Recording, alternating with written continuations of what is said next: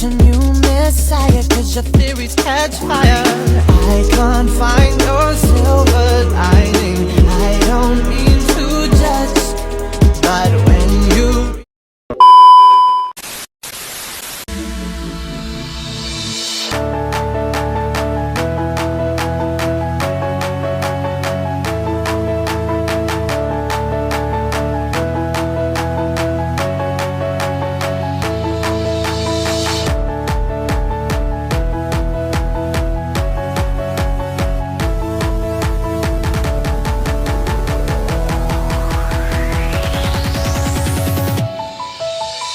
Assalamualaikum warahmatullahi wabarakatuh.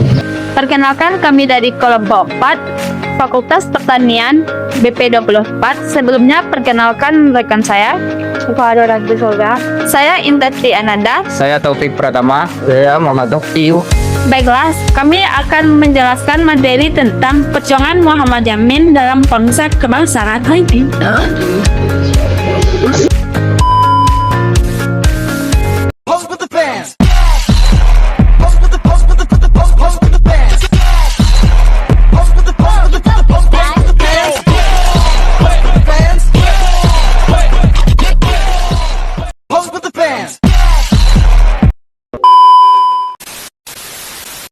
A few moments later.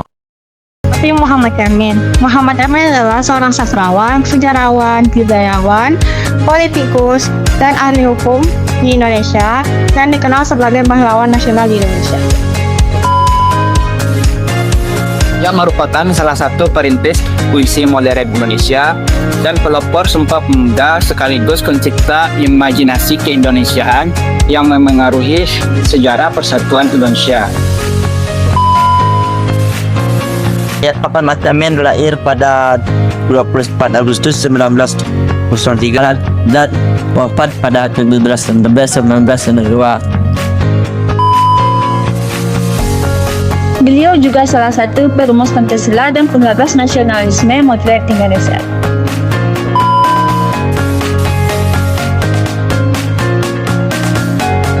Kebangsaan menurut Muhammad Yamin. Muhammad Yamin sudah melihat Indonesia sebagai negara kesatuan, bukan hanya sekedar kumpulan suku tempur. Beliau terinspirasi dari rasionalisme modern Eropa, tetapi menyesuaikan dengan kondisi Indonesia. Konsep kebangsaan menurut Muhammad Yamin menekankan 3 faktor utama. Pertama, sejarah, bahasa, budaya sebagai dasar negara Indonesia. Beliau menyatakan persatuan Indonesia sudah ada sejak zaman Majapahit dan Sriwijaya. A few moments later.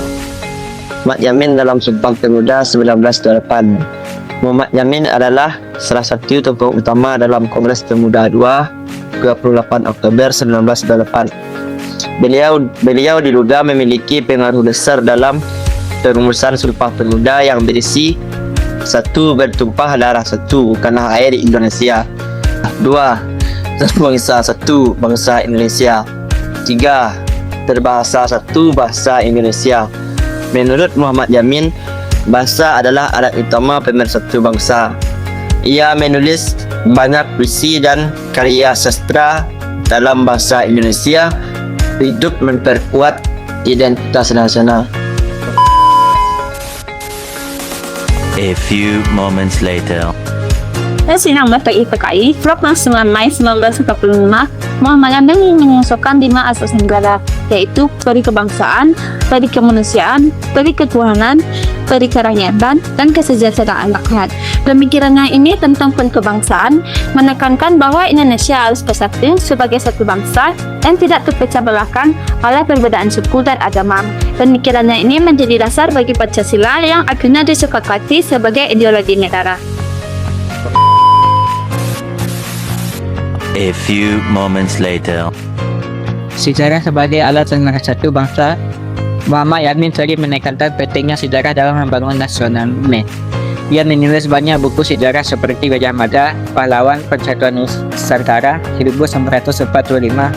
Menurutnya, sejak zaman terjadi kerajaan besar seperti Sriwijaya dan Majapahit, Nusantara sudah memiliki konsep persatuan Beliau menggunakan sejarah untuk menunjukkan bahwa Indonesia adalah kesatuan geografis, politik dan budaya yang telah ada jauh sebelum kolonialisme. Kutipan Yamin. Dengan mengetahui sejarah, kita dapat memahami bahwa kita adalah satu bangsa yang memiliki kebangsaan dan identitas sendiri. A few moments later. Muhammad Yamin berpendapat bahwa bahasa adalah alat utama dalam membentuk kebangsaan. Ia mendukung kuat dalam pembinaan bahasa Indonesia sebagai bahasa nasional karena bisa menyatukan masyarakat dari berbagai suku.